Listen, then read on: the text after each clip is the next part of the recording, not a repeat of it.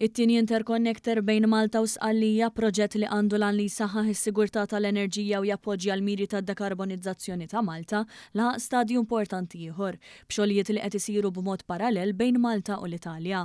One News flimkien ma' delegazzjoni ta' ġurnalisti oħrajn żaret ix-xogħlijiet li għaddejjin f'Ragusa Sqallija fejn għaddejjin ix-xogħlijiet ta' tħaffir u tqejjid ta' cables fuq l-art u taħt il-baħar.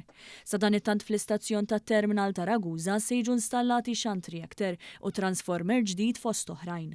Dan kollu fil-waqt li l-kostruzzjoni ta' kalvert fit-terminal tal-Matap hija lesta. It-tieni interconnector stmat total ta' 300 miljun euro u kofinanzjat mill-programm tal-Fondi Ewropew ta' Żvilupp Reġjonali ERDF 2021-2027 huwa cable ta' alternate current ta' voltaġġ għoli b'tul ta' 122 km b'kapaċità ta' 225 megawatt. Il-Ministru għall-Enerġija Mirjam Dalli spjegat kif il-proġett se jnaqqas 13.5 miljun tunnellata ta' emissjonijiet ta' diossidju tal-karbonju u bekk dan il-proġett iżid mal-importanza tiegħu fl-istrateġija fit-tul ta' Malta għal dekarbonizzazzjoni. Qed inħarsu lejn it-tieni interconnector l-ewwel nett biex iżidilna il-kapaċità tal-enerġija fil-pajjiż, però li importanti ħafna wkoll għax dan il-proġett ser ikun qed jgħinna nagħtu spinta kbira l qudiem lir-rinovabbli.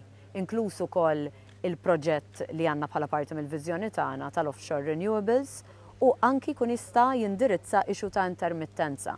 Il-Ministru għall-Fondi Ewropej Stefan Zrinżot Soppardi enfasizza twettiq ta' proġetti li darba deru li ma setawx jintlaħqu u li llum huma parti mill-isforzi tas-sostenibilità taħt il-Viżjoni Malta 2050. Qegħdin ninvestu 165 miljun minn fondi Ewropej flimkien ma' fondi nazzjonali biex dan il-proġett iseħħ. Jatina aktar konnettività mal-grid Ewropew fil-waqt li jserħilna rasna li jkollna l-elettriku meħtieġ ħalli pajjiżna jkollu il-fornitura meħtieġa kemm għallum kif ukoll għal-ġej.